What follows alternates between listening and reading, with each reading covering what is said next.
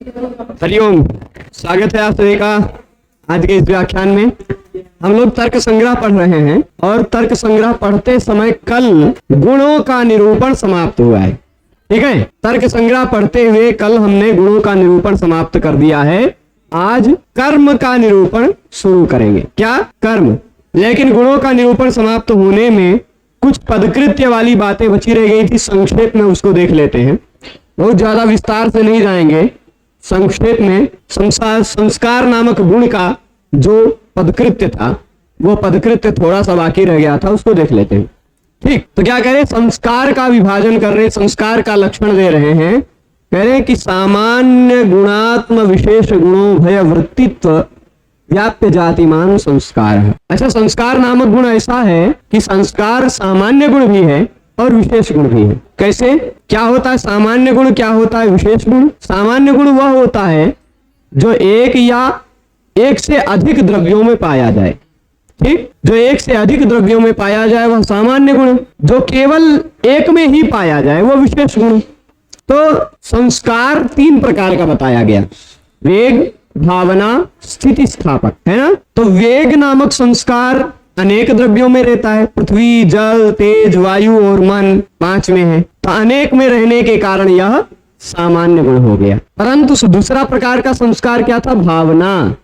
भावना नामक संस्कार था, वह आत्मा में ही रहती, तो यानी ये विशेष गुण भी हो गया। तो सामान्य गुणत्व भी है, विशेष गुणत्व भी है। वही बात करें कि सामान्य विशेष गुणों भय वृत्ति, यानी ये सामान्य गुण भी था, सामान्य गुणात्मक भी था और विशेष गुणात्मक भी था। ये उभय वृत्ति गुणत्व व्याप्य जातिमान। ठीक, सामान्य में रूप में भी रहता हो, विशेष रूप में भी रहता हो और गुणत्व व्याप्य जातिमान, यानी ऐसा कोई गुण जो सामान्य भी हो, सामान्य गुणत्व भी हो जिसमें, विशेष गुणत्व भी हो जिसमें, ऐसी गुणत्व जाति से मान गुणत्ववान जो है, ऐसा गुण कौन है? संस्कार नामक गुण है। ठीक है, ऐसा गुण कौन सा है? संस्कार है। और इससे पहले जितने भी गुण हमने देखे वो सारे के सारे गुण या तो सामान्य थे या तो विशेष थे। गंध गुण विशेष था क्योंकि केवल पृथ्वी में, स्नेह गुण विशेष था क्योंकि केवल जल में। ठीक, पर रूप गुण विशेष नहीं था, सामान्य था क्योंकि पृथ्वी में भी है, जल में भी है, तेज में भी है। रस गुण विशेष नहीं है क्योंकि पृथ्वी में भी है, जल में भी है। पर स्पर्श पृथ्वी का भी किया जा सकता है, जल का भी, तेज का भी, वायु का भी। तो आगे जितने भी गुण थे वो सब सामान्य थे, कुछ विशेष थे। पर ये ऐसा है जो सामान्य भी है, विशेष भी है। ठीक, इसलिए संस्कार का एक विशेष लक्षण का घटादिवारणाय गुणत्व व्याप्य इति। अच्छा, जो सामान्य भी हो। अच्छा, गुण यहां देखिएगा, ये इतना शब्द ना रखते, अब पदकृत्यकार खुदे लक्षण बता रहे हैं, खुदे उसका परिष्कार कर रहे हैं। तो क्या हो जाता? सामान्य गुणात्म विशेष गुणों भय वृत्ति जातिमान। गुणत्व व्याप्य जाति ना होती, यानी देखिए संस्कार, एक मिनट मैं इधर लिखता हूं, यहां संस्कारत्व, संस्कारत्व और गुणत्व, इन दोनों में कौन व्यापक है, कौन व्याप्य है? संस्कारत्व केवल संस्कार में है पर गुणत्व सभी गुणों में है ना। तो गुणत्व ज्यादा जगह पर रहने के कारण व्यापक है और संस्कारत्व व्याप्य है। ठीक है, तो गुणत्व का जो व्याप्य है ऐसा संस्कारत्व, गुणत्व की दृष्टि में जो व्याप्य है ऐसा संस्कारत्व रूपी जाति वाला जो है वह संस्कार है, गुणत्व व्याप्य जातिमान। यदि गुणत्व व्याप्य जाति न कहते, खाली ऐसे कह देते कि सामान्य गुण और विशेष गुण इन दोनों के रूप में, ये दोनों गुण जिसमें रहते हैं, ऐसा ये दोनों विशेषताएं जिसमें है, ऐसी जाति वाला जो है वह संस्कार है कहने लग जाते, तो घट इत्यादि भी जिसमें सामान्य गुण भी रहता है, विशेष गुण भी रहता है। घट में गंध नामक एक सामान्य गुण भी है, नहीं विशेष गुण है। घट में जो है गंध नामक एक विशेष गुण भी है और रूप नामक सामान्य गुण भी है ना। तो घट में यह लक्षण घटित होने लग जाता, पर घट गुणत्व व्याप्य जातिमान नहीं है, वह द्रव्यत्व व्याप्य जातिमान है। इसलिए गुणत्व व्याप्य जातिमान शब्द भी कह दिया, क्योंकि घट एक द्रव्य है, घट गुण नहीं है। ठीक, जो गुण हो और उसके साथ साथ उसमें कोई जो ऐसा गुण हो जिसमें सामान्य गुणत्व भी हो, विशेष गुणत्व भी हो। ठीक, ऐसे की बात करें जी। संस्कार सामान्य भी है, विशेष भी है। सामान्य का मतलब क्या? जो ज्यादा जगह पर प्राप्त हो। विशेष का मतलब क्या? जो केवल एक में ही मिले। ठीक, तो संस्कार तीन प्रकार का ना, वेग, भावना, स्थिति स्थापक। थोड़ा सा ध्यान से सुने होते तो बताया ही है मैंने। वेग नामक संस्कार पृथ्वी में भी है, जल में भी है, तेज में भी है, वायु में भी है और मन में भी है, यानी ये सामान्य हो गया। लेकिन भावना नामक संस्कार अनुभवजन्या स्मृति हेतु भावना आत्ममात्र वृत्ति, भावना नामक संस्कार केवल आत्मा में है, केवल आत्मा में है, तो यानी विशेष गुण होगा। ठीक है, दोनों बातें, सामान्य गुणत्व भी है, विशेष गुणत्व भी है। अब फिर इसके बाद यहाँ संयोग इत्यादि में ये लक्षण घटित हो जाता है, इसलिए एक आत्म विशेष गुणो भय वृत्ति ज्ञान आत्म विशेष गुणो भय वृत्ति। अच्छा, यहाँ एक और बात कही है, ध्यान दीजिएगा, मिटते नहीं है, कभी कभी ये भुला जाते हैं, है ना। तो सामान्य गुण और आत्म विशेष गुण, सामान्य गुण भी हो और आत्मा का विशेष गुण भी हो, ठीक, ऐसी बात कही थी। तो यहाँ आत्म विशेष गुण अगर शब्द न कहते, आत्म विशेष गुण उभय वृत्ति ये न कहते, तो संयोग भी ऐसा है जो सामान्य गुणत्व जिसमें है। संयोग संख्या परिमाण पृथक तो संयोग विभाग ये सब कैसे हैं, सब जगह है ना, सभी जगह है। तो सामान्य गुणत्व है, पर वह आत्मा का विशेष गुण नहीं है संयोग, वो तो सामान्य गुण है। इसलिए संयोग इत्यादि में लक्षण घटित ना हो जाए, इसीलिए क्या कहा, आत्म विशेष गुण भयवृत्ति कह दिया। आत्म विशेष कह देने से वो संयोग इत्यादि में लक्षण नहीं घटित होगा। ठीक है, और ज्ञान इत्यादि में निवारण करने के लिए सामान्य गुण कह दिया। ज्ञान मतलब बुद्धि, ज्ञान मतलब बुद्धि को ही ज्ञान कहा गया, सर्व व्यवहार हेतु गुण बुद्धि ज्ञान। ज्ञान इत्यादि में लक्षण घटित ना होने के हो जाए, इसलिए सामान्य गुण कह दिया। यानी अच्छा, खाली इतना सामान्य गुण ना कहे होते, देख लीजिए यहाँ पर सामान्य गुण ना कहे होते, खाली इतने कह देते आत्म विशेष गुण, तब उभय शब्द अपने आप ना रह जाता, है ना। सामान्य गुण शब्द ना कहते तो जो आत्मा का विशेष गुण हो वो क्या है। अभी हमने कल बताया था कि बुद्धि सुख दुख इच्छा द्वेष प्रयत्न धर्म अधर्म, है ना, ये 8 जो हैं ये कैसे हैं, आत्ममात्र विशेष गुण है, केवल आत्मा में ही रहते हैं। तो वह जो बुद्धि इत्यादि है, ज्ञान इत्यादि है, बुद्धि को ही ज्ञान कहा गया है, तो ज्ञान इत्यादि में ये लक्षण घटित होने लग जाता है, क्योंकि सामान्य गुण नहीं, विशेष गुण है, आत्म विशेष गुण है, तो उनमें लक्षण घटित ना हो जाए, इसलिए सामान्य गुण भी कह दिया। वो सामान्य गुण भी होना चाहिए, बुद्धि इत्यादि तो सामान्य गुण नहीं है, वो तो केवल विशेष गुण है। ठीक है, इसलिए सामान्य गुण शब्द रखा गया है। और द्वितीयादि पतन समवायी कारणम वेग। वेग किसे कहा जाता है, वेग, देखिए पहली बार आप न्यूटन ने सेब को गिरते हुए देखा होगा आकाश से, न्यूटन ने देखा होगा अब पेड़ से, तो सेब जब न्यूटन के सामने गिरा होगा जमीन पर, तो खाली एक ही बार गिरा होगा कि गिर के थोड़ा ढुलक के और उछल के और आगे गया होगा सेब, क्या हुआ होगा। अब वो तो न्यूटन से, आप लोग कहेंगे वो तो न्यूटन से पूछना पड़ेगा कि क्या हुआ था, है क्योंकि मतलब उनके सामने जो सेब गिरा होगा वो गिर के वही जमीन पे जहां गिरा वहीं धरा रह गया कि वहां से थोड़ा सा और आगे गया होगा, और आगे गया होगा। ठीक है, वह आगे क्यों गया, हाँ, अगर रेत हो रहा होगा वहां नीचे तो वहीं गिर गया होगा, अगर पानी में गिरा होगा तो वहीं डूब गया होगा, है ना। तो अगर समझिएगा, अगर वह, अच्छी बात है, ऐसे सोचना चाहिए, चिंतन करना। तो अब देखिएगा, वह जब पहली बार गिरता है, पहली बार गिरता है, उसका कारण क्या है, क्योंकि उसमें गुरुत्व है, भारीपन है, गुरुत्व है ना, क्योंकि उसमें गुरुत्व है। पर वह दूसरी बार क्यों गिरता है, क्योंकि उसमें वेग है। मतलब एक अगर गेंद छोड़ा गया, पहली बार गिरा जमीन पर, फिर दोबारा तिबारा जितनी भी बार गिरेगा, दूसरे तीसरी बार से लेकर वो उतना जितनी वेग है उतने ज्यादा बार गिरने की संभावना है। ठीक, तो दूसरे इत्यादि से ज्यादा बार गिरने का जो कारण है उसका कारण कहलाता है वेग। वेग भी एक संस्कार है। ठीक है, अब हम जैसे कोई चीज यहां से फेंकेंगे, जितना तेज फेंकेंगे उतनी ज्यादा बार वह गिरेगा, हो सकता है। ठीक है, अब फिर वेग का रूपादि वारणाय द्वितीयादि पतन इति। अब वेग का लक्षण क्या बताया इन्होंने, वेग का लक्षण बताया द्वितीयादि पतन असमवायी कारणम। क्या कहा, द्वितीयादि पतन असमवायी कारणम वेग, ये वेग का लक्षण है। यदि द्वितीयादि पतन शब्द न रखते तो खाली असमवायी कारणम वेग होता, तो जो असमवायी कारण है वही वेग है। तब तो भाई रूप इत्यादि भी असमवायी कारण है, रूप भी वेग बन जाता है ना। हमने बताया था कि तंतु का रूप कपड़े के रूप का असमवायी कारण है कि नहीं, तो वैसे ही रूप असमवायी कारण है, वो भी वेग का लक्षण घटित हो जाने लगता है उसमें भी। तो इसलिए द्वितीयादि पतन कह दिया। ऐसा सभी का असमवायी कारण नहीं, जो दूसरे पतन, दूसरे या तीसरे या चौथे पतन का जो कारण है वह वेग है। ठीक है, रूप इत्यादि इसी कारण वेग नहीं हो पाएंगे। और काल इत्यादि का निवारण करने के लिए असमवायी शब्द रख दिया। मान लीजिए यहां देखिएगा, ये शब्द ना रहता, असमवायी शब्द ना रहता। कौन सा शब्द? हे प्रभु लेख लीजिए आओ। असमवायी शब्द ना रहता तो द्वितीयादि पतन कारणम वेग होता। दूसरी बार जो गिर रहा है, तीसरी बार गिर रहा है, चौथी बार गिर रहा है, उसका कारण वेग है। तो ऐसा असमवायी शब्द ना रखते, काल भी इसका कारण है। भाई कोई गिरा, उसका समय हुआ, उसी के कारण गिरा।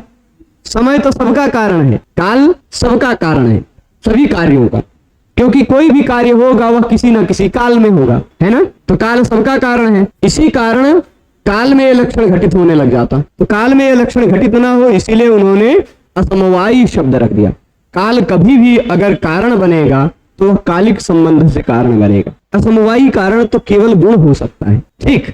काल कहीं द्रव्य है, इसलिए कहीं समवाय संबंध से नहीं रहता। जो समवाय संबंध से नहीं रहता वह असमवायी कारण हो ही नहीं सकता। समवेत होता हुआ जो कारण है वह असमवायी कारण। तो काल किसी का असमवायी कारण नहीं हो सकता, इसलिए असमवायी शब्द रख देने से यह काल में लक्षण घटित नहीं होगा, ठीक है। अब भावना किसे कहते हैं? भावना को ने वेग बता दिया, वेग के लक्षण का वो घटित भी करा दिया। फिर भावना जी कौन है उसको बताने के लिए भावनाम लक्षयति देख लीजिए। ऊपर चलिए प्रभु थोड़ा सा। भावनाम लक्षयति, भावना किसे कहा जाता है उसको लक्षण दे रहे हैं। भावना का क्या लक्षण दे रहे हैं? अनुभव इति, अनुभवजन्या स्मृति हेतु भावना, ऐसे कह के कहा था ना भावना का लक्षण। तो आत्मादिवारणाय प्रथम दलम, अनुभवजन्या यह जो शब्द रखा है, अनुभवजन्या स्मृति हेतु, यही तो लक्षण है ना भावना का। चलिए हम यहां लिख देते हैं, अनुभव डैश जन्या, ठीक, अनुभवजन्या। और फिर दूसरा ही विशेषता क्या है? स्मृति हेतु, ठीक। ये भावना का लक्षण है, बताया गया था कल ही। अनुभवजन्या शब्द ना रखते, खाली कह देते स्मृति का जो हेतु है वो भावना है। एक एक शब्द की सार्थकता बता रहे हैं पदकृत्य में कि ये शब्द ना होता तो क्या दिक्कत होती, ये शब्द ना होता तो क्या दिक्कत होती। तो अनुभवजन्या शब्द ना होता तो क्या दिक्कत होती। अच्छा कोई ना होता तो क्या दिक्कत होती ना, वो पता कब चलता है? उसको हटा देने पर ही पता चलता है ना। जैसे अभी पता चल जाए कि यहाँ अगर ये चटाई ना होती तो क्या होता, ये जानना है तो चटाई को हटा के देख लीजिए क्या होता है। तो इसे अनुभवजन्य शब्द को हटा लीजिए तो पता चल जाएगा कि वो ना होता तो क्या होता। तो क्या होता? स्मृति का जो हेतु है वही भावना है, ऐसा ही लक्षण रह जाता। तो ऐसे लक्षण पर क्या हो जाता? आत्मा इत्यादि भी स्मृति का हेतु है। यदि आप में आत्मा है तभी तो स्मृति है ना, आत्मा भी तो स्मृति का कारण है। यदि आपका स्टोरेज ही नहीं होता, ज्ञान का अधिकरण ही नहीं होता तो स्मृति कहां से आती? तो आत्मा भी उसका हेतु है, स्मृति हेतु है, ठीक है। तो क्या कह दिया यहाँ पर? आत्मा इत्यादि में निवारण करने के लिए प्रथम शब्द रख दिया। चलिए तो मान लीजिए ये शब्द ना रखते तो क्या होता? स्मृति हेतु शब्द ना रखते तो मान लीजिए अनुभवजन्य रखना जरूरी है, स्मृति हेतु ना रखते तो अनुभव से जो उत्पन्न होता है वह भावना है। तो अनुभव से तो उत्पन्न होता है अनुभव का ध्वंस भी, है ना। अनुभव ध्वंस, ए प्रभु खसो, ये खसकते कह रहे हैं, खसको मत। अनुभव का ध्वंस, भाई जिस वस्तु का ध्वंस होता है वो उसी के कारण है। अगर ये घड़ा फूटेगा तो घड़े का फूटना भी घड़े के कारण ही तो जन्य है, घड़े से ही तो जन्य होगा। तो घड़े का ध्वंस घड़े से उत्पन्न होता है ना। वैसे अनुभव का ध्वंस भी अनुभव से ही उत्पन्न होता है। अनुभव ना होता तो अनुभव का ध्वंस कहां से होता? तो अनुभव का ध्वंस भी अनुभवजन्य है, पर वह अनुभव का ध्वंस स्मृति का हेतु नहीं है ना। इसलिए अनुभव के ध्वंस में निवारण करने के लिए दूसरा शब्द भी रखा गया, स्मृति हेतु शब्द भी रखा गया, ठीक। अब स्थिति स्थापक क्या है? तो स्थिति स्थापक भी बताया गया था ना, 3 प्रकार के संस्कार बताए गए थे, वेग, भावना और स्थिति स्थापक। वेग को जान लिया, भावना को जान लिया, स्थिति स्थापक को बता रहे हैं। तो स्थिति स्थापक क्या है? अन्यथा कृतस्य पुनः स्थादवस्थ्यापादक स्थिति स्थापक, ऐसे बताया था ना। और यह पृथ्वी मात्र समवेत संस्कारत्व व्याप्य जातिमत्वम स्थिति स्थापकत्वम, ये ऐसा पदकृत व्याख्याकार अपने शब्दों में उसका लक्षण दे रहे हैं। कह रहे हैं जो केवल पृथ्वी मात्र में रहता हो समवाय संबंध, जो केवल पृथ्वी मात्र में समवाय संबंध से रहता हो और उस समवाय संस्कारत्व व्याप्य जातिमान। अच्छा ये भी देख लीजिएगा, संस्कारत्व और फिर उसके बाद स्थिति स्थापकत्व, इन दोनों में कौन व्याप्य कौन व्यापक? देखिए स्थिति स्थापकत्व केवल स्थिति स्थापक संस्कार में है, पर संस्कारत्व तो वेग में भी है, भावना में भी है, स्थिति स्थापक में भी है। तो ये ज्यादा जगह पर रहने के कारण यह व्यापक, ये व्याप्य।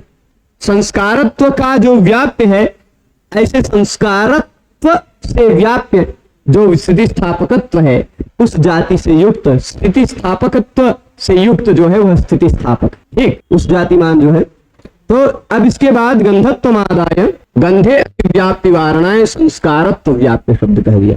अब अगर इसमें संस्कारत्व व्याप्य शब्द ना रखते, संस्कारत्व व्याप्य शब्द ना रखते तो ये हो जाता पृथ्वी मात्र संवेत जाति मत्व। पृथ्वी मात्र में रहने वाली जो जाति है गंधत्व जाति मान लेते, तो गंधत्व में घटित हो जाने लग जाता है लक्षण, इसलिए संस्कारत्व व्याप्य शब्द भी रखना पड़ा। ठीक है, संस्कारत्व व्याप्य थी। और भावनात्वमादाय भावना वारणाय क्या रख दिया, पृथ्वी समवेत रख दिया। चलिए हम संस्कारत्व व्याप्य जाति मत्व कह देते खाली, है ना, पृथ्वी मात्र शब्द ना रखते, तब तो वो जो भावना जी है वो आत्मा में रहती है ना, तो भावना को भावनात्व के आधार पर भावना में लक्षण घटित होने लग जाता। इसलिए क्या कह दिया, ये पृथ्वी समवेत शब्द कह दिया। भावना ये स्थिति स्थापक पृथ्वी में ही रहता है, भावना तो बुद्धि में रहती है, वह आत्मा में रहती है। स्थिति स्थापक रूपान्यतरत्व मादाय रूप वारणाय जाति इति। देखिए एक सत्य द्वयम नास्ति ऐसी प्रतीति होती है न्याय शास्त्र में। जैसे कह दिया जाए, मान लीजिए यहाँ पर दो लोग पढ़ाते हो, एक अरुण जी एक गरुण जी, ठीक है, दो लोग पढ़ाते हैं और ऐसे पूछा जाए आपसे, कोई पूछ ले क्या अरुण जी और गरुण जी हैं, ऐसे पूछा जाए तो भले ही हम हैं पर गरुण जी यहाँ नहीं है तो कहा जाएगा नहीं है कि नहीं। जैसे अभी देख लीजिए मंदिर में हमारे गुरु जी रहते हैं और उनके साथ साथ उनका एक शिष्य रहता है, माखन स्वामी रहते हैं मान लीजिए, या और अभिषेक जी रहते हैं। माखन जी और अभिषेक जी दो लोग हैं मान लीजिए, ऐसे पूछा जाए माखन जी और अभिषेक जी हैं, दोनों में से कोई एक भी है तो भी लोग बोल जाते हैं कि नहीं दोनों नहीं है ना, दोनों नहीं है। तो उसी तरह यहाँ भी कहा जाएगा कि स्थिति स्थापक और रूप ये दोनों में अन्यतर, दोनों में से कोई एक अन्यतरत्व, दोनों में से कोई एक ऐसा कर करके ले लिया जाएगा तो उसमें से रूप में यह लक्षण घटित नहीं हो पाएगा, इसलिए जाति शब्द कह दिया। क्या स्थिति, हाँ ये संस्कारत्व व्याप्य जाति मत्व, ये जाति शब्द ना रहता तो पृथ्वी मात्र समवेत, पृथ्वी मात्र में जो रहता है और संस्कारत्व व्याप्य जातिमान, तो संस्कारत्व व्याप्य जातिमान कह देते स्थिति स्थापक और रूप इन दोनों में से कोनो एक, फिर रूपत्व में भी लक्षण घटित कराने लग जाते, टेढ़ा मेढ़ा करके जबरदस्ती कर रहे हैं, इसलिए जाति शब्द भी रख दिया गया। ये ना रखते तो इस तरह से कोई जबरदस्ती सिद्ध कर सकता था, है ना। फिर इस तरह से गुण का निरूपण खत्म हुआ। गुण किसे कहा जाता है, गुण क्या है, गुण किसे, इस तरह से गुणों का निरूपण खत्म हो गया तो गुण का लक्षण भी बता दे रहे हैं क्या है गुण, द्रव्य से और कर्म से भिन्न हो, जो द्रव्य से और कर्म से भिन्न हो और उसके साथ साथ ही सामान्यवान हो। सामान्य जो है ना, द्रव्य 7 पदार्थ बताए गए थे, द्रव्य गुण कर्म सामान्य विशेष समवाय अभाव बताए गए थे ना। तो द्रव्य गुण कर्म ये जो 3 है शुरुआती, सामान्य जो चौथा है ना वो शुरुआत के तीनों में रहता है। सामान्य केवल द्रव्य में, गुण में और कर्म में ही रहता है, उसके सिवाय सामान्य कहीं नहीं रहता है। ठीक, तो सामान्य किसमें, द्रव्य में, गुण में, कर्म में। अगर हम ऐसे कह दें जो सामान्यवान है वह गुण है, तब तो द्रव्य भी गुण बन जाता, गुण भी गुण बन जाता, कर्म भी गुण बन जाता, है ना। सामान्यवान जो है वह गुण है ऐसा कहने लग जाते तो कर्म भी द्रव्य भी गुण होने लग जाता। इसलिए क्या कहा, द्रव्य से भिन्न हो, कर्म से भिन्न हो, द्रव्य और कर्म से जो भिन्न है और साथ ही साथ सामान्यवान है, तो कौन बचा। जब भाई सामान्यवान कौन कौन से हैं, द्रव्य, गुण और कर्म, यही तीनों सामान्यवान हैं, इन्हीं तीनों में सामान्य रहता है, इन तीनों के सिवाय कहीं सामान्य नहीं रहता। तब अगर कह दिया जाए सामान्यवान तो ये तो तीनों के तीनों दिखाने लग जाए, लेकिन कह दिया जाए कि द्रव्य और कर्म से भिन्न हो जो और सामान्यवान हो, तो पता चलेगा खाली एक का बचा, वही गुण है ना। तो वही बात है, द्रव्य कर्म भिन्नत्वे सति सामान्यवान कहा गुण है, गुण का लक्षण यही हो गया। और द्रव्य कर्मणोर अति व्याप्ति वारणाय विशेषण, अगर द्रव्य कर्म भिन्नत्वे सति शब्द ना रखते तो द्रव्य और कर्म में भी ये लक्षण घटित होने लग जाता, हो जाता ना, द्रव्य में भी और कर्म में भी ये लक्षण घटित होने लग जाता। और सामान्य इत्यादि में अति व्याप्ति का निवारण करने के लिए विशेष शब्द रख दिया। खाली सामान्यवान कह देते तो नहीं, द्रव्य कर्म भिन्नत्वम गुण, द्रव्य कर्म भिन्नम गुण, ऐसा खाली कह देते, द्रव्य और कर्म से जो भिन्न है वो गुण है, ऐसा कह देते तो द्रव्य कर्म से भिन्न तो सामान्य भी है, विशेष भी है, समवाय भी है, अभाव भी है, तो वही गुण है, ऐसा तो है नहीं। इसलिए सामान्य इत्यादि में लक्षण घटित हो जाता है, इसलिए विशेष शब्द भी रख दिया गया, सामान्यवान ये शब्द रख दिया गया। सामान्यवान केवल गुण कर्म द्रव्य ही तीनों है, सामान्य इत्यादि नहीं है।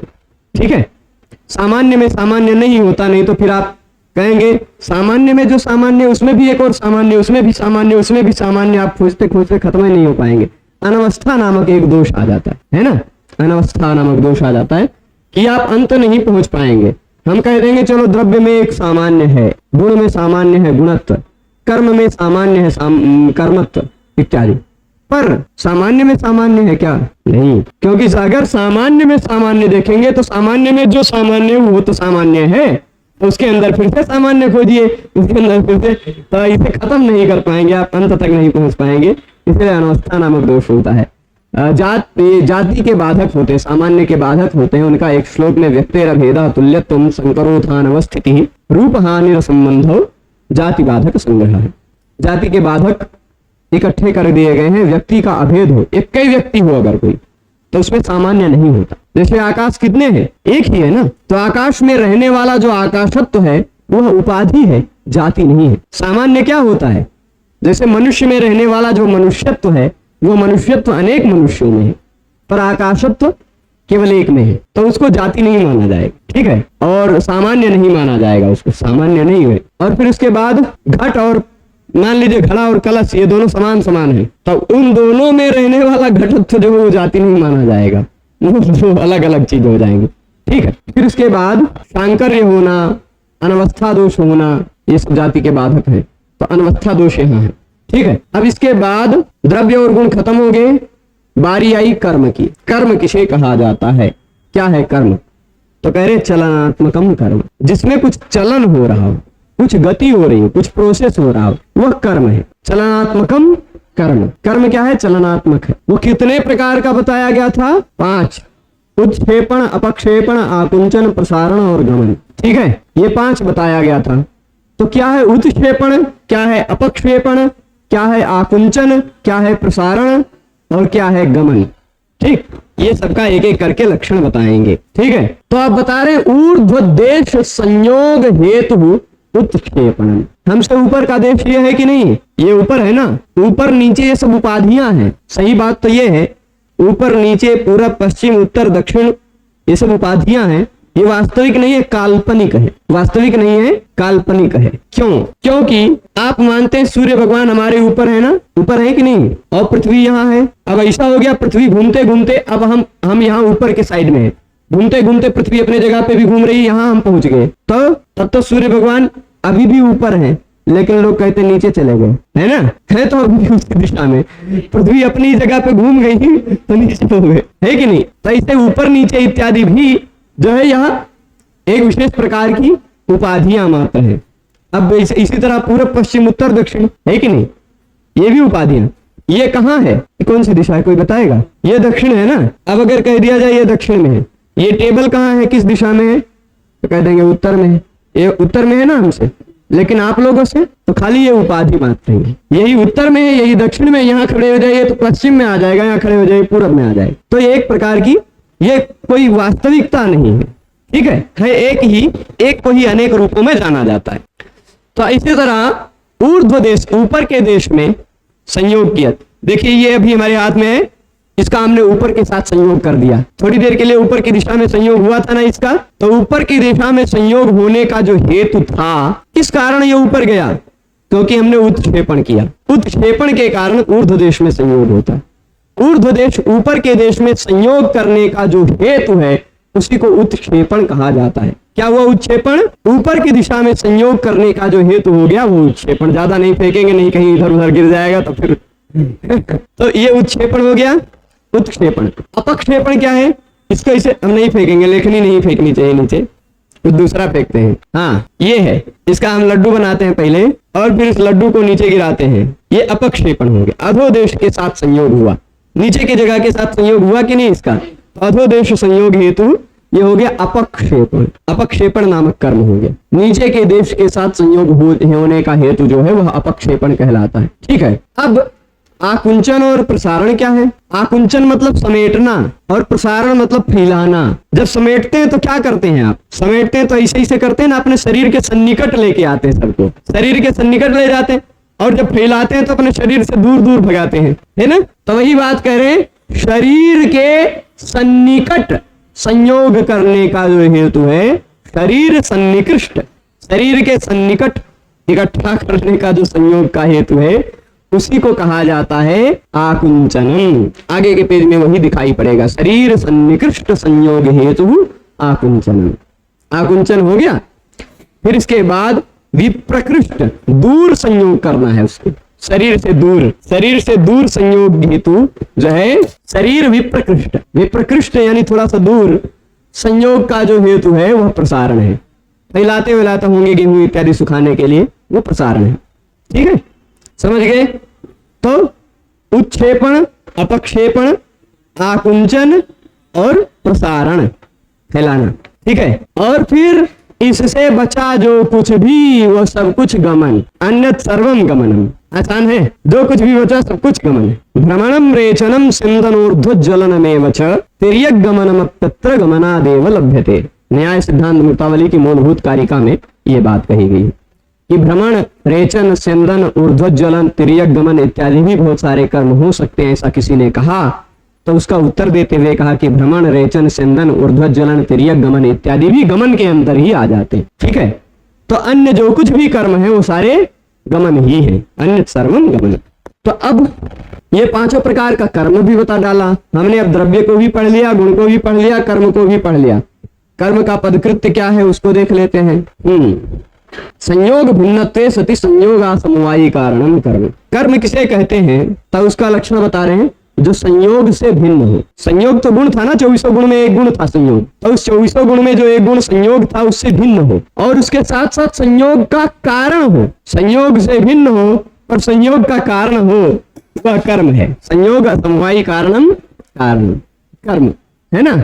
जैसे क्या, ये नीचे संयोग किया इसका, तो वो 2-3 बार हो चुका, अभी गिर गया हाथ झटकते झटक। तो वो जो संयोग हुआ वह संयोग कैसा था, वो अपक्षेपण के कारण हुआ, पर उस संयोग का हेतु कर्म है, संयोग कर्म नहीं है। ऊपर की दिशा में संयोग हुआ वो तो गुण है, पर उस संयोग जिसके कारण हुआ वो अपक्षेपण है, वो उत्क्षेपण है ना। नीचे की दिशा में संयोग हुआ, वो संयोग जो हुआ वह गुण है, पर जिस कारण हुआ वह अपक्षेपण कारण। अब जैसे हम निकट निकट लेके आ रहे हैं, है ना, हमारे शरीर के आसपास संयोग हो गया, ढेर बन गया। वो जो हो गया मतलब एक ढेर बन गया ना उसका, गेहूं इत्यादि का, वह जो ढेर बना वो हो गया संयोग, ऐसा कह सकते हैं। पर वह जिस कारण हुआ उसको कहा जाता है आकुंचन। मतलब हथवा से इसे सिकोड़ते नहीं तो अपने आप थोड़े ना हो जाते, है ना, तो वो आकुंचन है। तो संयोग से भिन्न है वह, पर संयोग का कारण है। ठीक। और हस्त पुस्तक वारणाय सत्यंतम। पुस्तक जी कहाँ है? बैग में नहीं है शायद, लीजिए। हाँ, हस्त पुस्तक वारणाय। ठीक, ये हमारे हाथ में पुस्तक जी दिख रहे हैं। हाथ और पुस्तक का संयोग है कि नहीं? हाथ और पुस्तक का संयोग है।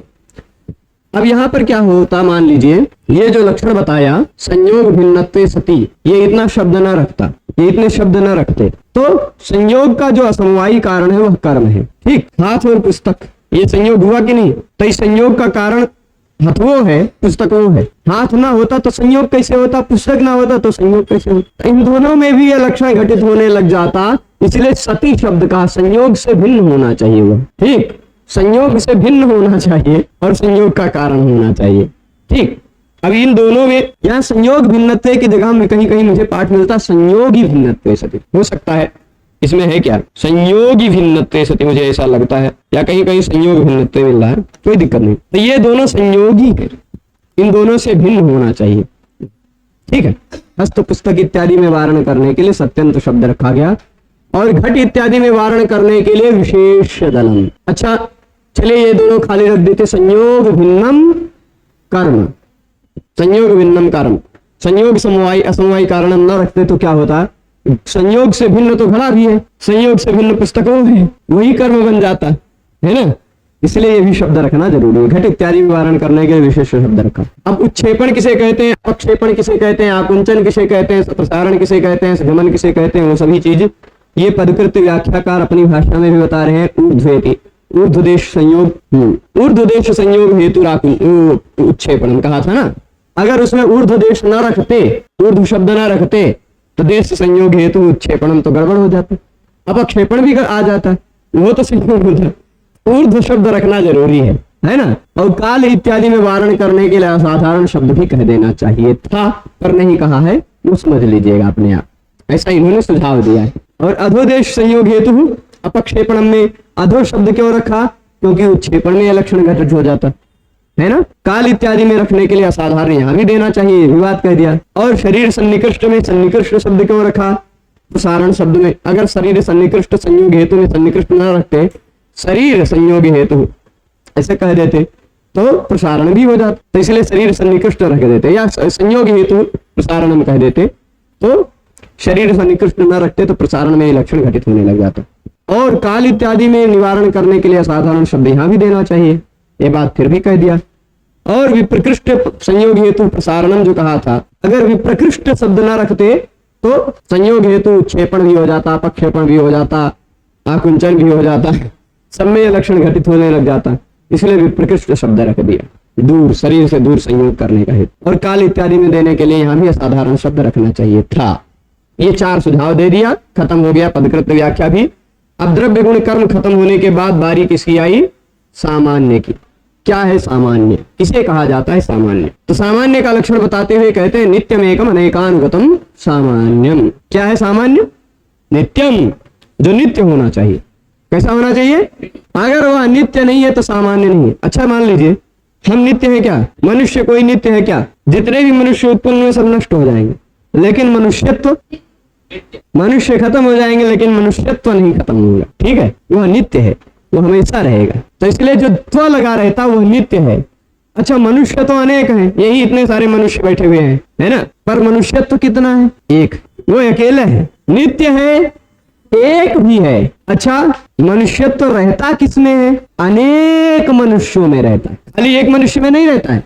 ऐसा नहीं कह सकते कि खाली हम ही में मनुष्यत्व है और किसी में नहीं है, ऐसा हम नहीं कह सकते, क्योंकि यह मनुष्यत्व भले ही नित्य है, मनुष्यत्व भले ही एक है, पर वह अनेकानुगत है, अनेक में रहता है, सभी मनुष्यों में है। ऐसे ही पशुत्व भी नित्य है ना, पशुत्व नित्य है कि नहीं, एक है ना, लेकिन सभी पशुओं में है। तो नित्यम एकम अनेकानुगतम, जो नित्य हो, एक हो, अनेक में रहता हो वह। अब चलिए मान लीजिए घट, घट दिखाई पड़ रहा है, ये घट नित्य है कि अनित्य है, अनित्य है ना, पर इसमें रहने वाला घटत्व, घट सारे खत्म हो जाएंगे लेकिन घटत्व नहीं खत्म कर सकते आप, है ना, तो घटत्व जो है वह नित्य है।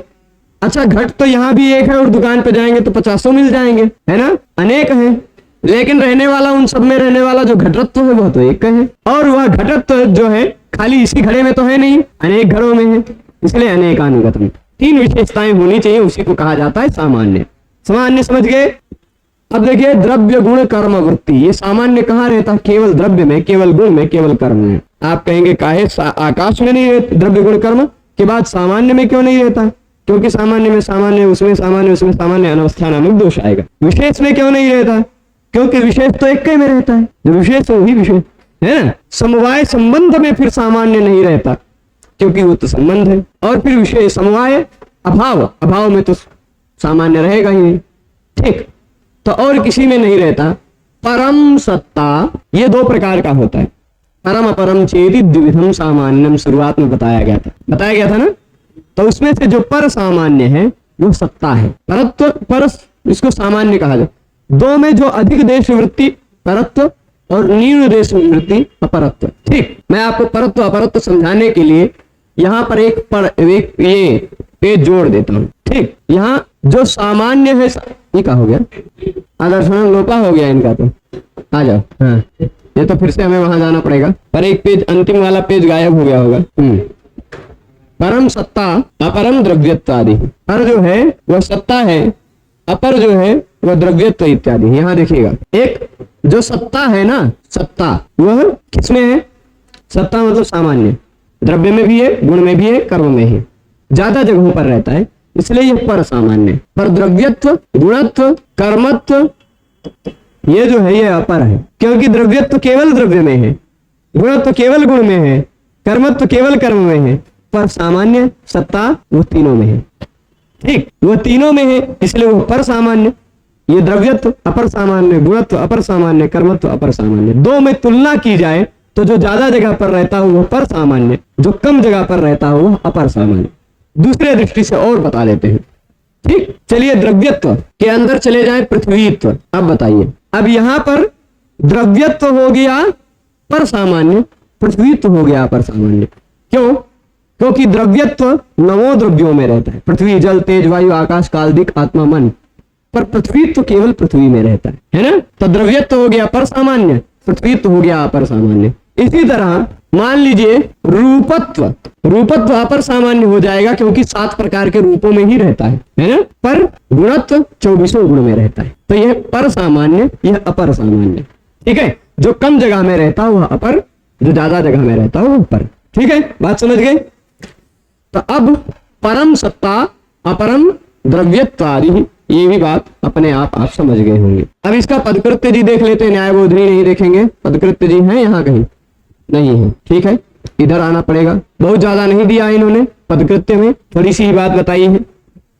खत्म हो जाएगा लगता है आज तर्क संग्रह ग्रंथ, है ना। आज ग्रंथ खत्म कर देंगे तो कल से कोई दूसरा विषय देखा जाएगा। अब यहाँ नित्यम एकम अनेकानुगतम सामान्यम में एक एक शब्द क्यों रखा गया? नित्यम, एकम, अनेकानुगतम, तीनों शब्दों की सार्थकता बताएंगे। यदि नित्यम शब्द न रखते, एकम अनेकानुगतम रखते तो क्या हो जाता? संयोग इत्यादि में वारण करने के लिए। संयोग कितना है? संयोग तो एक ही होता है ना, लेकिन अब मेरे हाथ और इसमें संयोग है, आप लोगों का और जमीन में संयोग है, कुर्सी का जमीन से संयोग है, इसका जमीन से संयोग है ना। तो ऐसे संयोग अनेक में रहता है पर है एक है कि नहीं? तो एक है, अनेकानुगत है, संयोग में लक्षण घटित होने लगा। संयोग जो है वह नित्य नहीं है। देखिए अभी संयोग रहा, संयोग खत्म, संयोग नित्य नहीं है, इसलिए नित्य शब्द रख देने से यह लक्षण संयोग में घटित नहीं होगा। ठीक, यह लक्षण संयोग में नहीं जाएगा। संयोग वारणाएं क्या रखा? नित्यम। अब चलिए ठीक है, कोई दिक्कत नहीं। अब आगे क्या कह दिए? हाँ, काला अनेकानुगतत्व जो है ना, अनेकानुगतत्व वो समवाय संबंध से होना चाहिए। जो अनेक पदार्थों में, अनेक द्रव्यों में, या क्या कहते हैं, अनेक गुणों में, अनेक कर्मों में समवाय संबंध से रहता हो वह अनेकानुगत। क्योंकि काल तो अनेक में रहता ही है, काल भी नित्य है, काल भी अनित्य एक ही है, एक है ना।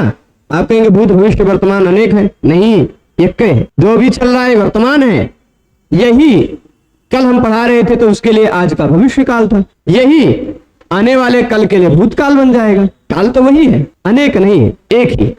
काल कितना है? एक है। सचैको विभुर नित्य से शुरुआत में ही हम पढ़ चुके हैं, अतीतादि व्यवहार हेतु काल है ना। तो अब काल भी नित्य है, काल भी एक ही है, काल भी अनेकानुगत है, तो लक्षण काल में घटित होने लगा।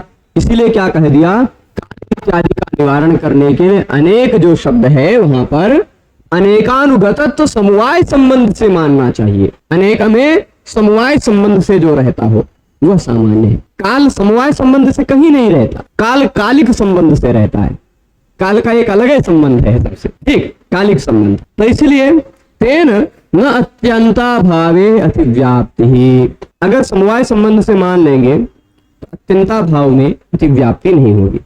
नित्यम, एकम, अनेकानुगतम, सामान्यम में अब चलिए देख लेंगे अत्यंता भाव क्या होता है। मान लीजिए यहाँ तो घड़ा है पर क्या नहीं है, यहाँ पर क्या नहीं, कूलर नहीं है ना। हाँ, कूलर नहीं है, अभी गर्मी लग रही है इसलिए याद आ गया। तो कूलर का अत्यंता भाव है ना, कूलर का यहाँ पर अत्यंता भाव है, ऐसा हम कह सकते हैं। अगर हम ऐसा कहने लग जाते कि कूलर कर खरीद के ले आएंगे तो प्राग भाव बन जाएगा, तब अत्यंता भाव नहीं रह जाएगा। अगर हम ऐसा कह देते हैं कि कूलर यहाँ पर था, आग लग गई, जल के खत्म हो गया, तब वो कूलर का प्राग भाव नहीं रहेगा, अत्यंता भाव भी नहीं रहेगा, प्रध्वंसा भाव बन जाएगा वो, है ना। पर हम ये भी नहीं कहना चाह रहे हैं कि कूलर था, आग लग गई, जल गया। हम ये भी नहीं कहना चाह रहे हैं कि कूलर हम कल खरीद के लेके आएंगे। हम खाली ये कहना चाह रहे हैं कूलर यहाँ नहीं है। तो ये होता है अत्यंता भाव। यह अत्यंता भाव कैसा है?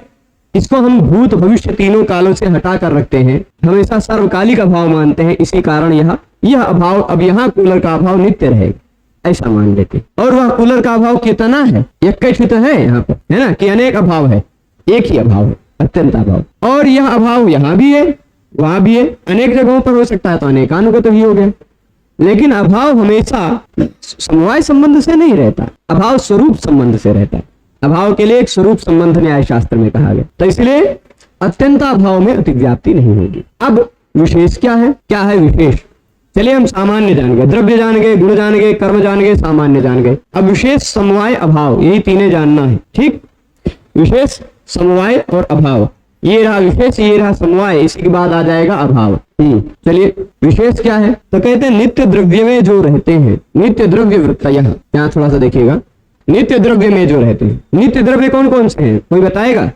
आकाश, पृथ्वी नित्य है कि अनित्य है? दोनों है, नित्य भी है अनित्य भी है, दो प्रकार की बताई गई थी, है ना। साध विधा अनित्या, अनित्या च, नित्या परमाणु रूपा, अनित्या कार्य रूपा, बताया गया था ना। पृथ्वी नित्य है अनित्य भी है, जल नित्य भी है अनित्य भी है, तेज नित्य भी है अनित्य भी है, वायु नित्य भी है अनित्य भी है, पर आकाश, काल, दिक्, आत्मा, मन ये सभी नित्य ही है। ठीक, तो 5 वो हो गए नित्य और 4 ये इनके परमाणु रूप, पृथ्वी जल तेज वायु के परमाणु रूप और बाकी के पूरा स्वरूप, वह नित्य द्रव्य है। उन नित्य द्रव्यों में ऐसी कुछ विशेष बात रहती है जो उन सबको एक दूसरे से अलग कर देती है। ठीक, नहीं तो पृथ्वी और जल में कोई अंतर ही नहीं रह जाता, जल और तेज में कोई अंतर ही नहीं रह जाता, जल के परमाणु में, तेज के परमाणु में, आकाश में और काल में कोई अंतर ही नहीं रह जाता। ऐसी कोई विशेष बात है जो उन नित्य द्रव्यों में रहता और उन सबको एक दूसरे से, नित्य द्रव्य वृत्तयः, नित्य द्रव्य में रहने वाले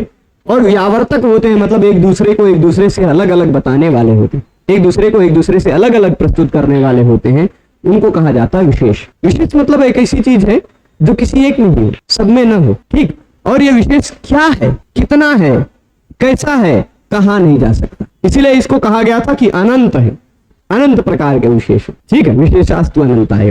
अब यहाँ देख लीजिएगा, नित्य द्रव्य वृत्तयः क्यों कहा, नित्य द्रव्य में रहने वाले ऐसा क्यों कहा, तो कह रहे घटादि वारणाय नित्य द्रव्य वृत्तयः इति। खाली ऐसे कहते व्यावर्तकाः विशेषः, ये इतना शब्द ना कहते तो क्या होता, जो एक दूसरे को एक दूसरे से अलग कर देने वाला है वो विशेष है। तो घड़ा अपने आप को कपड़े से अलग कर देता है, कपड़ा अपने आप को घड़े से अलग कर देता है ना। तो घड़ा, कपड़ा इत्यादि जो कुछ भी सामान दिखाई पड़ रहे हैं वो सभी विशेष हो गए। नहीं, नित्य द्रव्य में नहीं रहता घड़ा, नित्य द्रव्य में नहीं रहता है कपड़ा, तो घट इत्यादि में निवारण करने के लिए नित्य द्रव्य वृत्तयः ऐसा एक शब्द रख दिया गया। ठीक है, और आत्मत्व मनस्त्व वारणाय, आत्मत्व मनस्त्व भिन्नत्वे सति इत्यपि बाधुबोध्यम्। आत्मा में क्या है, आत्मा में आत्मत्व है, मन में मनस्त्व है। आत्मा में रहने वाला आत्मत्व, मन में रहने वाला मनस्त्व कैसा है, नित्य द्रव्य में रह रहा है कि नहीं? नित्य द्रव्य है आत्मा, नित्य द्रव्य में रहता है आत्मत्व, नित्य द्रव्य है मन, नित्य द्रव्य मन में रहता है मनस्त्व, तो नित्य द्रव्य वृत्ति है। और इसके साथ साथ आत्मत्व जो है ना, वह आत्मा को अन्य सभी द्रव्यों से अलग कर दे रहा है। मनस्त्व जो है ना, वह मन को अन्य सभी द्रव्यों से अलग कर देता, तो व्यावर्तक भी है, नित्य द्रव्य वृत्ति भी है और व्यावर्तक भी है। इसी कारण आत्मत्व और मनस्त्व में भी यह लक्षण घटित हो रहा है। इसीलिए खाली क्या कह दिया, आत्मत्व मनस्त्व भिन्नत्वे सति नित्य द्रव्य वृत्तयः व्यावर्तकाः, ऐसा कहना चाहिए था कि जो आत्मत्व और मनस्त्व से भिन्न हो और नित्य द्रव्य में रहता हो और व्यावर्तक हो, ऐसा कुछ कहना चाहिए था। ये इन्होंने सुझाव दे दिया अंत में। अब इसके बाद आ जाते हैं विशेष के बाद समवाय। क्या है समवाय और अभाव, ये दो पदार्थ बचे हैं। क्या है समवाय, तो कह रहे नित्य संबंध समवाय, नित्य संबंध समवाय। हम ऐसे संबंध को समवाय कहते हैं जो संबंध नित्य हो। कैसे, कौन सा संबंध है नित्य संबंध, तो उसको बताएंगे। जैसे इस लेखनी का मेरे हाथ के साथ जो संबंध है वो संबंध कैसा है, अनित्य है, क्योंकि खत्म संबंध है। परंतु इस लेखनी का इसके काले कलर के साथ जो संबंध है वह कैसा है। क्या आप चाहें कि इस लेखनी के काले कलर को निकाल कर हम अलग रख दें? ऐसा तो नहीं हो सकता। जैसे हम चाहें तो इस हाथ को और लेखनी को दोनों को अलग अलग कर सकते हैं, तो क्या हम चाहें इसका काला कलर निकाल के कहूं अलग रख दें और ये लेखनी अलग रहे? ऐसा तो नहीं हो सकता ना। इन दोनों का संबंध नित्य है, लेखनी और इसके काले कलर। तो यह जो नित्य संबंध है इन दोनों के बीच में, इसी संबंध को हम समवाय संबंध भी कहते हैं। ठीक है, नित्य संबंध को क्या कहते हैं, समवाय। नित्य संबंध समवायः। अयुत सिद्ध वृत्ति, अयुत सिद्ध द्रव्यों में यह रहता है। किसमें रहता है, अयुत सिद्ध पदार्थों में रहता है। अब ये क्या है अयुत सिद्ध, क्या है अयुत सिद्ध, तो वह अयुत सिद्ध को भी बताएंगे। ये संबंध समवाय संबंध सब जगह नहीं रहता है, केवल अयुत सिद्ध में रहता है। तो अयुत सिद्ध जी कौन है, इनको बता दीजिए। तो कह रहे हैं ययोर द्वयोर मध्य, जिन दो पदार्थों के मध्य, जिन दोनों पदार्थों के मध्य एक पदार्थ अपराश्रितम एव अवतिष्ठते। एक पदार्थ किसी दूसरे पदार्थ पर आश्रित होकर ही रहता है, वही अयुत सिद्ध है। जैसे एक मान लीजिए यह लेखनी और इस लेखनी का काला कलर, दो है कि एक है? लेखनी और लेखनी का काला कलर दो अलग चीज है ना। काला कलर अलग चीज है, लेखनी अलग चीज है ना। तो ये दोनों चीजों में एक यानी काला कलर इस दूसरे पर आश्रित होकर ही रहता है, तो यह अयुत सिद्ध हो गया। आश्रित होकर अलग नहीं रहा। अविनश्यत शब्द भी है, एकम अविनश्यत अपराश्रितम एवावतिष्ठते। यहाँ अविनश्यत शब्द छूट गया है, हो सकता है किसी पुस्तक में हो। ठीक, एकम अविनश्यद अवस्थम ऐसा भी पाठ मिलता है। ऐसा है क्या? आपके पुस्तक में देखिएगा, ययोर दयोर मध्य एकम अविनश्यद अवस्थम, ऐसा भी है। ऐसा है तो अविनश्यद अवस्थम, एक ऐसा है जिन दोनों में से एक ऐसा है जिसकी अवस्था का विनाश नहीं होता, इसको विनाश कर सकते हैं नहीं, और दूसरे पर आश्रित होकर ही रहता है। इसलिए ये दोनों अयुत सिद्ध है। ये दोनों कैसे हैं? अयुत सिद्ध हैं। अच्छा, जैसे उदाहरण भी दे रहे हैं अयुत सिद्धों का, अवयव और अवयवी। अवयव और अवयवी क्या होता है? अवयव और अवयवी, जैसे ही हमारे शरीर का हाथ है, यह अवयव है और पूरा शरीर अवयवी है। शरीर का और हाथ को अलग अलग नहीं किया जा सकता। आप कहेंगे जबरदस्ती काट के अलग कर देंगे तो विकृत स्वरूप हो जाए, है ना। पर इन दोनों में समवाय संबंध है, अपनी इच्छा से अलग नहीं किया जा सकता। ऐसे अवयव और अवयवी में, गुण और गुणी में, गुण और गुणी, जैसे काला कलर गुण है और काला कलर वाला यह है गुणी। ठीक, घड़ा है गुणी, घड़े के अंदर रहने वाला लाल कलर है गुण। गुण और गुणी, ऐसा आप नहीं कर सकते कि लाल सारा निकाल करके हम इस टेबल पे रख दें, घड़ा वही रहने दें उस टेबल पे, ऐसा नहीं हो सकता, है ना। तो गुण और गुणी ये भी अयुत सिद्ध है। क्रिया और क्रियावान, जैसे पढ़ाने की क्रिया हो रही है और पढ़ाने की क्रिया वाला मैं हूं, तो क्रिया और क्रियावान को एक दूसरे से अलग नहीं कर सकते। ऐसा नहीं कर सकते कि क्रिया वहां चलती रहे और क्रियावान यहां रहे, ऐसा नहीं हो सकता। जब तक क्रिया चल रही है, जब तक क्रियावान है, तब तक क्रिया है। इन दोनों का संबंध नित्य है ना। अगर क्रिया खत्म तो मैं क्रियावान कहाँ रह गया, है ना। तो इन दोनों क्रिया और क्रियावान का संबंध हमेशा निश्चित है। अच्छा, दूसरी चीज, इसी पर गीता में एक सिद्धांत बताया गया, नहीं कश्चित क्षणमपि जात तिष्ठत्य कर्मकृत। कोई व्यक्ति चाहे कि हम एक क्षण भर के लिए भी बिना किसी क्रिया को करते हुए रह जाएं, तो संभव ही नहीं। एक क्षण के लिए भी आप निष्क्रिय नहीं हो सकते। बैठ के अभी बैठे हुए हैं तो बैठने की क्रिया है, हो सकता है सोच रहे हो सोचने की क्रिया कर रहे हैं, फुजला रहे हो तो फुजलाने की क्रिया कर रहे हैं, सो रहे हैं तो सोने की भी क्रिया कर रहे हैं, बिना किसी उसके रह ही नहीं सकते। ठीक, तो क्रिया और क्रियावान का हमेशा नित्य संबंध रहता है। ठीक, और जाति और व्यक्ति का, जाति मतलब मनुष्यत्व का मनुष्य से, पशुत्व का पशु से, ब्राह्मणत्व का ब्राह्मण से, क्षत्रियत्व का क्षत्रिय से, है ना। ऐसा जाति और व्यक्ति का संबंध है, वो भी नित्य है। आप चाह लो कि इस व्यक्ति से हम मनुष्यत्व निकाल के अलग रख दे, संभव नहीं, है ना, है कि नहीं। तो जाति और व्यक्ति का भी, ये दोनों भी अयुत सिद्ध है। और इसी तरह विशेष नित्य द्रव्य चेत, नित्य द्रव्यों में रहता है क्या? विशेष नित्य द्रव्य। अभी पिछले ही पैराग्राफ में हमने पढ़ा कि नित्य द्रव्यों में रहता है विशेष। तो विशेष और नित्य द्रव्य, इन दोनों का संबंध कैसा है? नित्य संबंध है। ये दोनों एक दूसरे के साथ ही रहते हैं, कभी अलग नहीं किया जा सकता। ठीक है, तो इस तरह से समवाय भी हमने पढ़ लिया। अयुत सिद्ध पदार्थों का जो संबंध है वह समवाय है। अयुत सिद्ध पदार्थ कौन कौन से हैं उनकी लिस्ट भी दे दी कि ये दे दिया, क्या कह दिया? अवयव अवयवी, गुण गुणी, क्रिया क्रियावान, जाति व्यक्ति और विशेष नित्य द्रव्य। ये पांचों की जोड़ी है। ये पांच एक दूसरे से अलग अलग नहीं होते। ठीक है, अब इसका पदकृत्य देख लिया जाए और फिर आ जाएगा अंतिम पदार्थ। अंतिम पदार्थ के बाद यह तर्क संग्रह ग्रंथ में खत्म हो जाएगा। नित्येति, नित्य द्रव्य, ये क्या कहा है? नित्य संबंध समवाय कहा है ना। तो नित्येति क्या है? आकाश इत्यादि में वारण करने के लिए संबंध कह दिया। खाली कह देते नित्य समवाय, खाली कह देते नित्य समवाय, तो आकाश भी नित्य है, काल भी नित्य है, दिक् भी नित्य है, आत्मा भी नित्य है, मन भी नित्य है, वो सब भी समवाय होने लग जाते। तो आकाश इत्यादि में लक्षण का निवारण करने के लिए संबंध शब्द रख दिया। नित्य संबंध जो है वो समवाय है। ठीक है, और फिर इसके बाद खाली ऐसे कह देते संबंध जो है वो समवाय है, नित्य शब्द न रखते तो देखिए मेरे हाथ और लेखनी का संबंध है, क्या ये समवाय है? नहीं, ये तो संयोग है। तो संयोग में ये लक्षण घटित होने लग जाता है, इसलिए नित्य शब्द भी रखा गया। ठीक, तो संयोग इत्यादि में निवारण करने के लिए नित्य शब्द भी रख दिया। अब स्वरूप संबंध वारणाएं तद भिन्न इत्यपिदेम, स्वरूप संबंध भी एक प्रकार से नित्य संबंधी होता। मैंने भी बताया था अभाव का जो संबंध है, घट और घटा अभाव का जो संबंध है वह ये घटा भाव का जो यहाँ पर संबंध है वह नित्य संबंध है। ठीक, तो अब देखिएगा स्वरूप संबंध में निवारण करने के लिए स्वरूप संबंध से जो भिन्न है ऐसा भी कहना चाहिए। ठीक है, इत्यपि देयम, स्वरूप संबंध से भिन्न जो नित्य संबंध है वह समवाय कहलाता है, ऐसा कहना चाहिए था। अब 4 प्रकार के खाली अभाव बचे हैं। ठीक, 4 प्रकार के केवल अभाव बचे हैं। इन अभावों को पढ़ते ही यह ग्रंथ हो जाएगा समाप्त। पहला अभाव क्या था? प्राग अभाव। प्राग अभाव, प्राग मतलब पहले वाला अभाव। यह अभाव कब रहता है? कार्य की उत्पत्ति से पूर्व रहता है। कार्य से उत्पत्ति है पूर्व। जैसे मान लीजिए घड़ा है, ये घड़ा अब आ गया तो घड़े का प्राग अभाव नहीं रह गया। पर मान लीजिए घड़ा जब जन्म नहीं हुआ होगा, इस घड़े का जब ये घड़ा बना नहीं हुआ होगा तो इस घड़े का अभाव था कि नहीं? था कि नहीं? पर इस घड़े का अभाव कब से था, कह सकते हैं क्या? कब से था इस घड़े का अभाव? ऐसा तो नहीं कह सकते कि 2-3 दिन पहले से था इसका अभाव, नहीं ना। तो यह जो प्राग अभाव है ना, कार्य की उत्पत्ति से पहले वाला, वह अभाव अनादि होता है। कब से है यह कहा नहीं जा सकता, पर कब तक है यह कहा जा सकता है। प्राग अभाव कब तक है? जैसे ही उत्पन्न हुआ तैसे प्राग अभाव खत्म, है ना।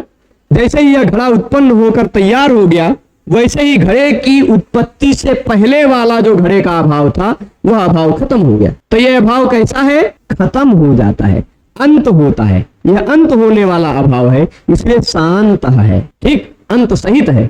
पर यह अभाव कब से था यह कहा नहीं जा सकता, इसलिए अनादि भी है।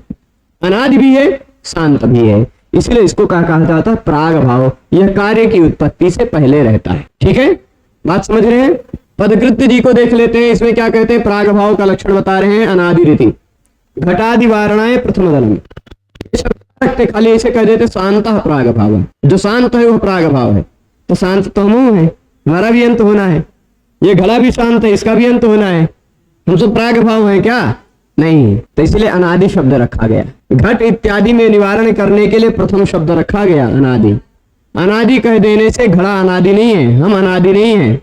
हमारा आदि हुआ, उत्पत्ति हुआ है, आरंभ हुआ है। अच्छा, परमाणु वारणाएं द्वितीय दलम, चलिए ये ना रखते। जो अनादि है वह प्राग भाव है, जो अनादि है वह प्राग भाव है। तो परमाणु जितने हैं वो परमाणु अनादि है कि नहीं? सारे के सारे परमाणु अनादि हैं, तो वो भी प्राग भाव है क्या? नहीं। तो शांत शब्द कि जो अनादि तो है पर साथ ही साथ उसका अंत भी होता हो, परमाणुओं का अंत नहीं होता, इसलिए परमाणु में यह लक्षण नहीं गया, परमाणु में यह लक्षण वारित हो गया। अब पुनः प्रागभाव आगे क्या कहेंगे वह अगले पेज में चलना पड़ेगा, और अगले पेज में पुनः प्रागभाव हे प्रभु, पुनः प्रागभाव कस्मिन काले अस्ति, वह जो प्रागभाव है वह किस काल में है, इसको बताने के लिए कहते हैं कि उत्पत्ति पूर्वम कार्य से, कार्य की उत्पत्ति से पहले ही यह अभाव है। कैसा है यह? स्वप्रतियोगी समवायी कारणे वर्तते। यह अभाव जो घट है, अभाव किसका है? मान लीजिए घड़ा उत्पन्न हुआ, घड़े के उत्पन्न होने से पहले घड़े का अभाव था, घड़े के उत्पन्न होने से पहले घड़े का अभाव था कि नहीं? तो यह जो अभाव था घड़े की उत्पत्ति से पहले, यह अभाव कैसा था? घड़ा उसका अभाव का प्रतियोगी था। उस घड़े का कार्यभूत जो मिट्टी थी, उस मिट्टी में घड़े का अभाव था, है ना। तो घड़ा अपने प्रतियोगी नहीं, घड़े का अभाव जो है, घड़े का अभाव हो वह अपने प्रतियोगी घड़े के समवायी कारण मिट्टी में पहले से था। कब से था यह कहा नहीं जा सकता। उस मिट्टी में घड़े का अभाव था, कब से था यह नहीं कहा जा सकता, पर कब तक था यह कहा जा सकता है, उत्पत्ति तक। ठीक है। अच्छा, प्रध्वंसा भाव इससे विपरीत है। प्रध्वंसा भाव हम प्रैक्टिकली करके दिखा सकते हैं, लेकिन दिखाएंगे नहीं, दूसरा घड़ा खरीद के लाना पड़ जाएगा।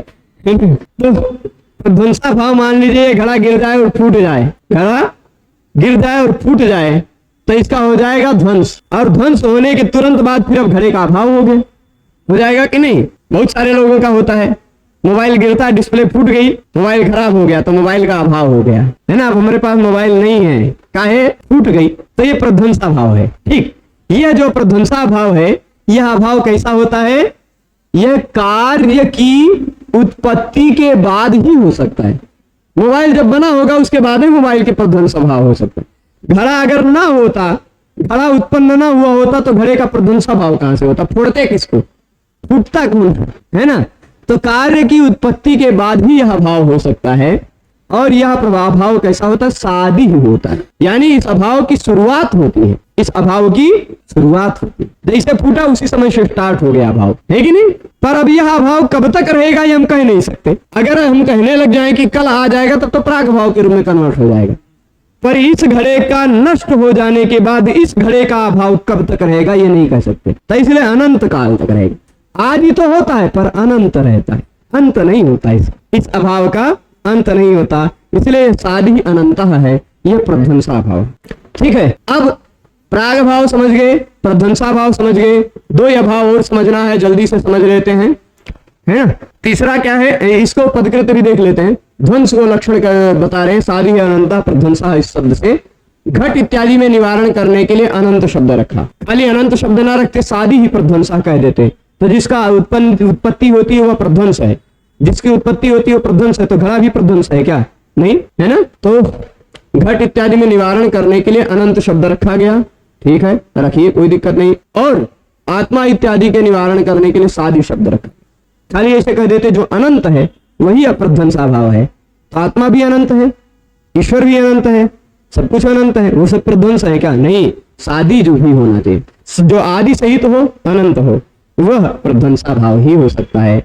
और उत्पत्ति थी, उत्पत्ति से कार्य की उत्पत्ति के बाद इस घड़े के अभाव का प्रतियोगी हो गया घड़ा, उसका समवायी कारण मिट्टी, घड़ा नष्ट होगा तो मिट्टी हो जाएगा ना, तो उसका समवायी कारण मिट्टी में ही वह अभाव रह जाएगा, उस घड़े का अभाव, घड़े के फूटेगा, घड़े की मिट्टी में घड़े का अभाव रहेगा, है ना। इत्यर्थः सच ध्वस्ता है इति प्रत्यय विषय, ये घड़ा फूट गया है, ऐसे ज्ञान का विषय कब होगा, जब घड़ा फूटा हुआ हिस्सा कुछ मिलेगा, है ना, कुछ मिट्टी मिलेगी, उसका अवशेष मिलेगा, तो घड़ा फूटा हुआ है, प्रध्वंसा भाव है, ऐसा कह पाएंगे। अच्छा, ये जो दोनों अभाव थे, ये दोनों अभाव किसी ना किसी काल के थे, जैसे भविष्य काल में घड़ा आ जाएगा, वर्तमान काल में अभी अभाव है तो प्राग अभाव, मतलब कार्य की उत्पत्ति से भूत काल में जो अभाव है वह प्राग अभाव, और कार्य की उत्पत्ति के भविष्य काल में जो अभाव होने का संभावित है वो प्रध्वंसा भाव। पर जिसमें हम ना तो भूत काल के विषय में सोचे, ना तो भविष्य काल के विषय में सोचे, ना तो वर्तमान के विषय में सोचे,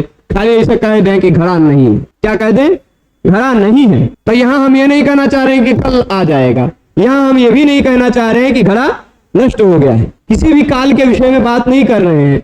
तो त्रैकालिक संसर्गावच्छिन्न प्रतियोगिता का अत्यंताभाव, तीनों कालों के संबंध के साथ युक्त जो अभाव है वह अत्यंताभाव है। जैसे भूतल में घड़ा नहीं है, ऐसा हम कहते भूतल में घड़ा नहीं, जिस जगह पे घड़ा नहीं है, तब कल आ जाएगा ये भी नहीं कहना चाह रहे, नष्ट हो गया ये भी नहीं कहना चाह रहे, खाली कह रहे घड़ा नहीं है बस, तो यह अत्यंता भाव कहलाएगा। ठीक है, तीसरे तरह से यह कहना हो गया। अब चलिए अंतिम प्रकार का अभाव पढ़ेंगे पर खत्म हो जाएगा। पदकृत्य जी, अत्यंता भावम लक्ष्यति त्रैकालिक इति, त्रैकालिकत्वे सति, तीनों काल में रहना चाहिए यह अभाव, और संसर्गावच्छिन्न प्रतियोगिता का अत्यंता भाव, जिसका अभाव है उसके साथ संबंध रहेगा ना, तीनों कालों के साथ संबंध रहेगा उसका, तीनों कालों में, तो ऐसा जो अभाव है वह अत्यंता भाव है। ध्वंस प्राग भाव वारणाय त्रैकालिक कहा, ध्वंस प्रध्वंसा भाव और प्राग भाव में अत्यंत इसका लक्षण न घटित हो जाए इसलिए त्रैकालिक कह दिया। प्राग भाव कैसा था, भूतकालिक है ना, प्रध्वंसा भाव भविष्यकाल, तो इसलिए त्रैकालिक शब्द कह देने से उन दोनों में लक्षण घटित नहीं होगा, और भेद में निवारण करने के लिए संसर्ग शब्द कह दिया, त्रैकालिक संसर्ग। तीनों काल जैसे अन्योन्या भाव में, अन्योन्या भाव में वो भी त्रैकालिक ही होता है, उसमें निवारण करने के लिए संसर्ग शब्द ही कह दिया। अब फिर इसके बाद चलिए अत्यंता भाव के बाद अन्योन्या भाव, तादात्म्य संबंधावच्छिन्न प्रतियोगिता को अन्योन्या भाव है। तादात्म्य संबंध से मिलकर जो होता है अभाव वह अन्योन्या भाव कहलाता है। मतलब घट में घटत्व है, पट में पटत्व है, पर हम ऐसा कह दें घट जो है वो पट नहीं है, पट जो है घट नहीं है, एक दूसरे से एक दूसरे का अभाव कहा जाना वह अन्योन्या भाव है। ठीक है, घटा पटा न, घड़ा पट नहीं है, ये घड़ा है, कपड़ा नहीं है, और ये कपड़ा है, घड़ा नहीं है, ऐसा अभाव जो हो गया वह अन्योन्या भाव, एक दूसरे पदार्थों को लेकर एक दूसरे का अभाव पहले। ठीक है, जल्दी से देख लेते हैं क्योंकि हमें इन विद्यार्थियों को छोड़ना भी है, इनको अभी पाठ करने भी जाना है। तो अब देखिएगा अन्योन्या भाव लक्ष्यति तादात्म्यति। प्राग भाव और प्रध्वंसा भाव में निवारण करने के लिए तादात्म्य शब्द कह दिया। खाली संबंधावच्छिन्न प्रतियोगिता का कह देते तो प्राग भाव में भी कोई ना कोई संबंध होता है, प्रध्वंसा भाव में भी कोई ना कोई संबंध होता है, इसलिए तादात्म्य संबंध कह दिए। और अत्यंता भाव में निवारण करने के लिए तादात्म्य संबंधो विशेषणीय। अच्छा, एक और विशेष चीज डाल देना, तादात्म्यत्वेन तादात्म्य संबंध, ऐसा एक विशेषण डाल देना है।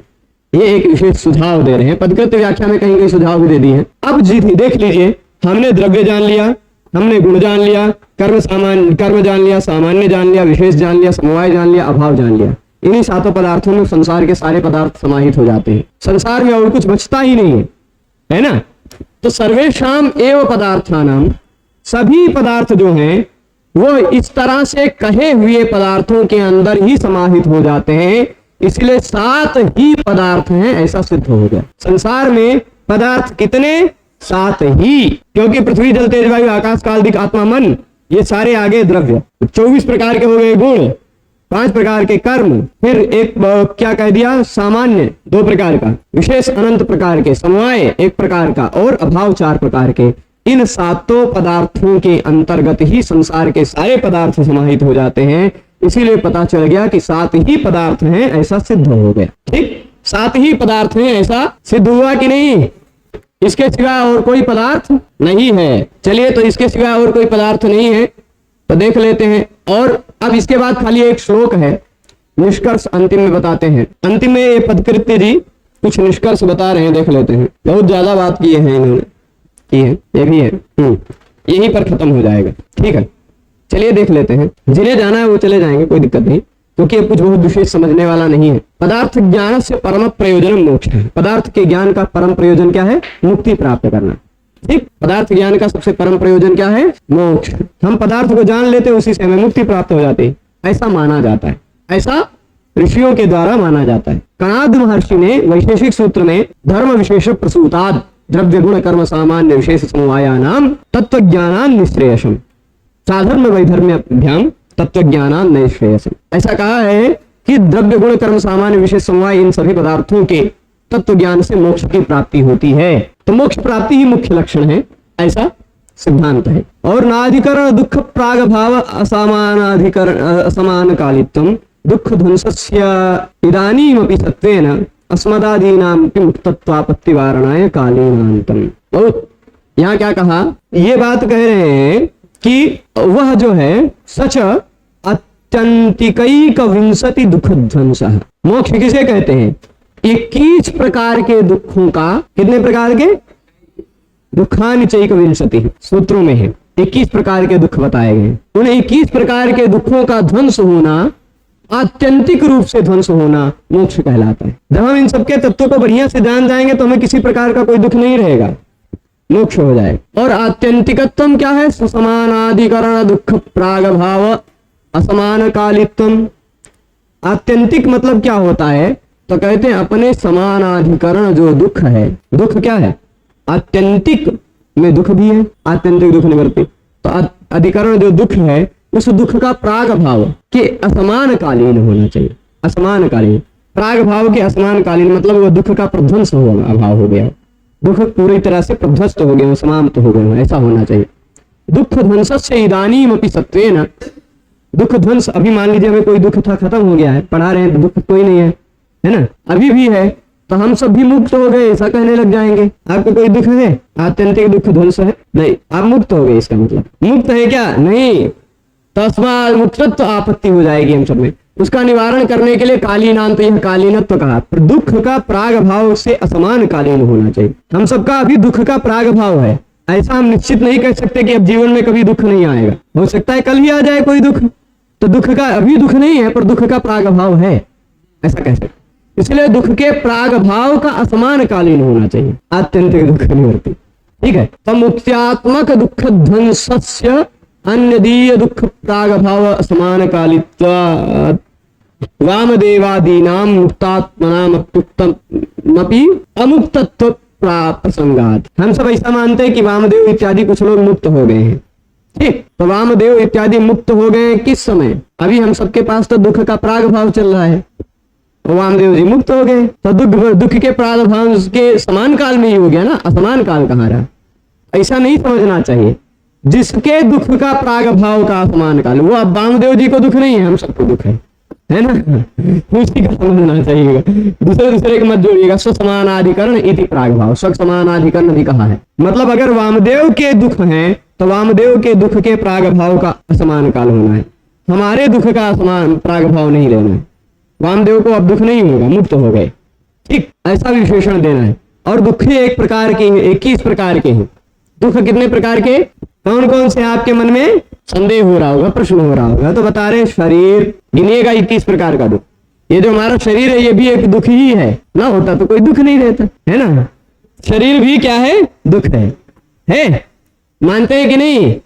और 6 इंद्रिय ये भी दुख है। 6 इंद्रिय कौन, आंख, कान, नाक, त्वचा, जिह्वा और फिर मन, ये 6 इंद्रिय ये भी दुख हैं। इन 6 इंद्रियों के 6 विषय, यानी आंख का विषय रूप, सुंदर रूप देख लेंगे वो भी एक प्रकार का दुख हो जाता है। कान का विषय कुछ खराब गाना वाना सुन लेंगे तो भी का कड़वा कड़वा सुना रहा है, वो दुख है ना।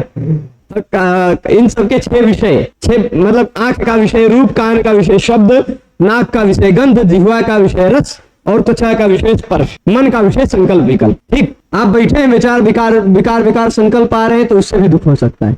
मन एवं मनुष्याणाम कारणम बंध मोक्ष, दुख और मुक्ति, दुख सुख दुख योग भी है, सुख और दुख का कारण भी मन ही है। ठीक है, तो 6 इंद्रिय 6 विषय 12 हो गए और शरीर 13 हो गया, 13 तक पहुंच गए। 13 प्रकार के दुख और 6 प्रकार की बुद्धि, 6 प्रकार का जो ज्ञान होता है वो भी हो गया। 13 6 19। हमने रूप देखा, ये तो बहुत सुंदर रूप है, ये ज्ञान हुआ, ये वो दुख है ना। तो 6 प्रकार का जो ज्ञान हुआ, हमने शब्द सुना, उससे शब्द से जो ज्ञान हुआ वो दुख ना। जो 6 प्रकार के बुद्धि हो, 6 प्रकार के जो ज्ञान हुए वो भी होगी। तो 6 6 12 6 18, 18 दुख ये हो गए, शरीर 19 हो गया। और सुख भी एक प्रकार का दुख है और दुख भी एक प्रकार का दुख है। ठीक, बहुत गंभीर बातें बता रहे हैं। आप सुख है ना, आपको सुख है, इसलिए दूसरे को दुख हो सकता है। आपका आज का ही सुख हो सकता है कभी दुख के रूप में परिवर्तित हो जाए, तो सुख भी एक प्रकार का दुख है। आप इस सुख में ही खोए रहेंगे तो मोक्ष नहीं पाएंगे, वो सुख इस सुख से बहुत आगे है। तो इस सुख को भी दुख की ही कोटि में गिन लिया है कणाद महर्षि ने। ठीक है, तो इस सुख और दुख कुल मिलाकर 21 हो गए। 6 इंद्रिय 6 विषय 6 ज्ञान 18 ये हो गए। शरीर सुख दुख 21। इन 21 दुखों से और दुख से संबद्ध होने के कारण शरीर इत्यादि में गौण दुखत्व है। शरीर इत्यादि थोड़ा गौण दुख है, मुख्य दुख तो और। ठीक है, तथा च आत्मा वारे श्रोतव्यो मंतव्यो निधिध्यासितव्यः। ये जो उपनिषद का वचन है कि आत्मा के विषय में सुनना चाहिए, आत्मा के को मानना चाहिए, आत्मा का निधिध्यासन करना चाहिए, आत्मा के बारे में चिंतन करना चाहिए, सारी जो बातें बृहदारण्यक इत्यादि उपनिषद कहा करते हैं वो बातें का क्या मतलब है, उसका उस प्रसंग पर प्रश्न उठा रहे हैं। थोड़ा सा कहाँ गया। इस तरह से आत्मा वारे दृष्टव्यो मंतव्य श्रोतव्यो निधिध्यासितव्य इति श्रुते है। आत्मज्ञान साधनादि निधिध्यासन मनन साधनत्वं पदार्थ ज्ञाने संजाघटीति, पदार्थ ज्ञान में संघटित हो जाता है। कहाँ गया, हो गया। हाँ, तो यह जो श्रुति है ना, आज श्रुति क्या कहती है कि आत्मा का ज्ञान करना है, आत्मा का मनन करना है, आत्मा का निधिध्यासन करना है। तो ये जो है ना, ये पदार्थ ज्ञान में ही है। पदार्थ ज्ञान भी आत्मज्ञान ही है कि नहीं। पदार्थ ज्ञान उसी से मुक्ति होती है। उपनिषद भी कहता है ज्ञान से ही मुक्ति होती है। एवं च सति तत्व ज्ञाने शरीर पुत्रादाव आत्मत्व स्वीयत्वाभिमान रूप मिथ्या ज्ञान से नाश।